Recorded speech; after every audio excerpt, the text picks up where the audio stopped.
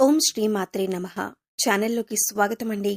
April 12 Chaitra పౌర్ణమి తర్వాత సింహరాశి వారి జీవితంలో అద్భుతం జరగబోతుంది. వీరి దశ తిరగనుంది. వీరు కలలో కూడా ఊహించని విధంగా మీ దుఃఖం దూరమవ్వబోతుంది. దీని కారణంగా మీరు మానసిక ఆనందాన్ని పొందుతారు. అయితే ఏప్రిల్ 12 పౌర్ణమి తర్వాత ఈ రాశి వారికి ఏం జరగబోతుంది, వారి దుఃఖం ఏ విధంగా దూరం కాబోతుంది అనే పూర్తి వివరాలను ఈ వీడియోలో మనం తెలుసుకుందాం. కానీ అంతకంటే ముందుగా మీరు కనుక మన ఛానల్ని ఇప్పటి వరకు సబ్స్క్రైబ్ చేసుకోకపోతే సబ్స్క్రైబ్ చేసుకొని పక్కనే ఉన్న బెల్ ఐకాన్ నొక్కి ఆల్ సెలెక్ట్ చేసుకుంటే మేము ఇలాంటి వీడియోస్ అప్లోడ్ చేయగానే ముందుగా మీకు నోటిఫికేషన్ వస్తుంది. ఇక వివరాల్లోకి వెళితే ముందుగా ఈ రాశివారి వ్యక్తిత్వాన్ని చూసినట్లయితే మీరు చాలా మంచి మనస్తత్వం కలవారని చెప్పుకోవాలి. బంధాలకు అనుబంధాలకు అధికంగా ప్రాధాన్యతనిస్తారు. ఓర్పును అధికంగా కలిగి ఉంటారు. కష్టపడి ఏదైనా పనిని పూర్తి చేసి దాని ఫలితం కోసం ఎంతకాలమైనా ఎదురుచూస్తారు. ఎంత కష్టమొచ్చినా బంధాలను వదులుకోవటానికి ఇష్టపడరు. అలాగే కొత్త స్నేహాలు బంధాలు పరిచయమైనప్పటికీ కూడా పాత బంధాలను విడిచిపెట్టరు. కుటుంబ సభ్యులపైన అమితమైన ప్రేమానురాగాలు కలిగి ఉంటారు. కుటుంబం అంటే ఈ రాశివారికి ఒక పెద్ద బలమనే చెప్పుకోవాలి. అలాగే ఇది వీరికి ఒక పెద్ద బలహీనతని కూడా చెప్పుకోవచ్చు. కుటుంబ సభ్యుల కోసం ఏం చేయటానికైనా సిద్ధంగా ఉంటారు. ఇక వీరి జీవితాన్ని పరిశీలించినట్లయితే వీరి జీవితంలో అనేక సమస్యలు ఒడిదుడుకులు ఉంటాయని చెప్పుకోవాలి. మీకున్నటువంటి మంచి మనస్తత్వం చేత కూడా కొంతమందిని దూరం చేసుకునే అవకాశాలు ఉంటాయి. కొన్ని సందర్భాల్లో మీరు కాంప్రమైజ్ కావాల్సిన అవసరం లేని చోట కూడా కాంప్రమైజ్ అవుతుంటారు. అంటే రాజీ పడాల్సిన అవసరం లేకపోయినా కూడా రాజీ పడి కొంతమంది వ్యక్తులకి దూరమయ్యే అవకాశాలు కూడా ఉంటాయి. ఇలా రాజీ పడటం వల్ల ఒక వర్గానికి నచ్చితే మరొక వర్గానికి నచ్చకపోవచ్చు. ఈ విధమైన మనస్తత్వాన్ని మీరు కలిగి ఉండటం వల్ల కొంతమంది వ్యక్తులకు దగ్గరై మరికొంతమందికి దూరమయ్యే అవకాశాలు ఉంటాయి. ముఖ్యంగా కుటుంబ సభ్యులు కూడా వీరిని అర్థం చేసుకోలేని సందర్భాలు కూడా వీరి యొక్క జీవితంలో ఉంటాయి.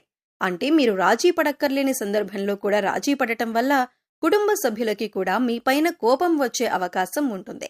ఈ కోపం కారణంగా వారు మిమ్మల్ని దూరం పెట్టే అవకాశాలు కూడా అత్యధికంగా కనిపిస్తూ ఉంటాయి. అలాగే మీ యొక్క ఈ మనస్తత్వం చేత కొంతమంది మిమ్మల్ని ఉపయోగించుకునే అవకాశాలు కూడా ఉంటాయి. ముఖ్యంగా మీరు పనిచేసే చోట కూడా కొంతమంది వ్యక్తుల వల్ల మీరు మానసికంగా ఎంతో కృంగుదలకు ఉన్నటువంటి పరిస్థితులు కూడా మీ యొక్క జాతకంలో ఎక్కువగా కనిపిస్తూ ఉన్నాయి. అయితే ముఖ్యంగా ఈ రాశి వారి యొక్క జీవితంలో ఒడిదుడుకుల సమస్యలు ఉన్నప్పటికీ ఆ భగవంతుని ఆరాధనలో మీరు నిత్యం సమయాన్ని గడపటం వల్ల ఖచ్చితంగా వీరికి శుభ ఫలితాలైతే కలుగుతాయి. ప్రతినిత్యం ఇష్టదైవ నామస్మరణ చేసుకుంటూ ఉండాలి. దీనివల్ల మీకు దైవబలం పెరుగుతుంది. మానసికంగా దృఢంగా ఉంటారు. కొంతమంది వ్యక్తులు ఏం చేస్తూ ఉంటారంటే వారికి ఏదైనా సమస్య వచ్చినప్పుడు శని భగవానుణ్ణి స్మరిస్తూ ఉంటారు. అంటే మీద కూర్చున్నాడు, మాకు శని పెట్టింది అని ఈ విధంగా శని భగవానుణ్ణి నిందిస్తూ ఉంటారు. శని భగవానుణ్ణి మాటలతో అవమానపరుస్తూ ఉంటారు. ఆ విధంగా మీరు అస్సలు చేయకూడదు. శని భగవానుణ్ణి ఏ రాశివారు కూడా అవమానించకూడదు.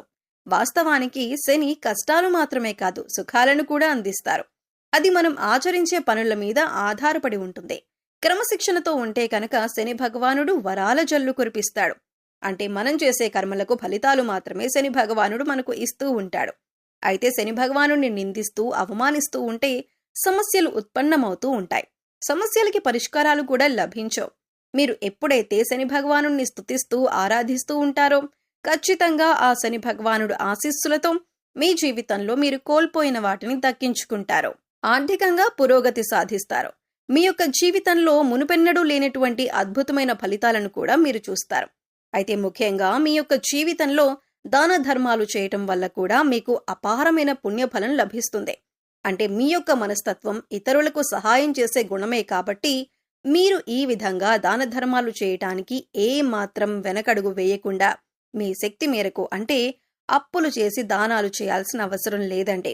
మీకు ఉన్నంతలో మీ శక్తి మేరకు దానం చేస్తూ ఉండండి. ఈ విధంగా చేస్తే కనుక ఖచ్చితంగా ఆ పరమశివుడి అనుగ్రహం మీకు తోడుగా ఉంటుంది. ఆ శని భగవానుడు కూడా మిమ్మల్ని ఎంతగానో అనుగ్రహిస్తాడు. మీ జీవితంలో ఉన్నటువంటి ప్రతి సమస్యకు కూడా పరిష్కారాన్ని చూపిస్తాడు. అలాగే ఆలయానికి వెళ్లి నిత్యం మీరు శని భగవానుడి చుట్టూ ప్రదక్షిణలు చేసి నెయ్యితో దీపాన్ని వెలిగించండి. శనివారం రోజు ఈ విధంగా చేస్తూ ఉండండి. మీకు వీలైతే శని భగవానుడికి ఇష్టమైనటువంటి నల్లని వస్తువులు, నల్లని వస్త్రాలు పేదలకు దానంగా ఇవ్వండి. ఈ విధంగా చేయటం వల్ల కూడా అపారమైన పుణ్యఫలం మీకు దక్కుతుంది. ఇక ముఖ్యంగా విషయంలోకి వస్తే ఈ రాశి వారి యొక్క జాతకం ప్రకారం ఈ తేదీల్లో మీ దుఃఖమంతా దూరమయ్యే అవకాశాలు కనిపిస్తున్నాయి. అది ఏ రకమైన దుఃఖమైనా కావచ్చు. ఒక్కొక్కరి జీవితం ఒక్కో విధంగా ఉంటుంది. అంటే ఏదో ఒకటి సమస్య నెలల నుండి కావచ్చు, లేదా సంవత్సరాల నుంచి కావచ్చు, వారిని వేధిస్తూనే ఉంటుంది.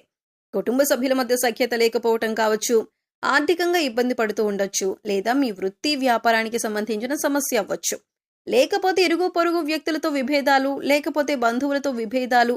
ఈ విధంగా ఒక్కొక్కరి జీవితంలో తీరని సమస్య అంటూ మానసికంగా వారిని వేధించేటటువంటి ఒక పెద్ద సమస్య ఉంటుంది. ఆ సమస్య దూరమయ్యే అవకాశం కనిపిస్తుంది. మీరు ఎంతో కాలంగా ఈ సమస్యతో వేధింపబడుతున్నారు. ఈ సమస్య కారణంగా మీరు ఏ నిర్ణయం సక్రమంగా తీసుకోలేకపోతున్నారు. ఇక ఈ సమస్య తీరటం వల్ల మీకు ఎంతో మానసిక ఆనందం కలుగుతుంది. ఆర్థిక సమస్యలు తీరిపోవచ్చు. అలాగే అప్పులు చేసి కట్టలేని పరిస్థితుల్లో మీరు ఉన్నట్లయితే ఆ అప్పులన్నీ కూడా ఈ సమయంలో తీరనున్నాయి. ఆ అప్పులని కట్టడానికి మీకు మార్గం తెలుస్తుంది. నిరుద్యోగస్తులకు మంచి ఉద్యోగం లభిస్తుంది. ఉద్యోగంలో మీరు శుభవార్త వినే అవకాశం ఉంటుంది. ప్రమోషన్తో కూడిన ట్రాన్స్ఫర్ లభించవచ్చు. అలాగే విదేశాలకు వెళ్ళాలి అనుకునే వారికి కూడా ఇదొక శుభ సమయంగా సూచిస్తుంది. విదేశాలకు వెళ్లి అక్కడే స్థిరపడాలి అనుకునే వారికి కూడా చక్కటి అవకాశం లభిస్తుంది. కుటుంబ సభ్యుల మధ్య ఉన్నటువంటి అపార్థాలు తొలగిపోవచ్చు.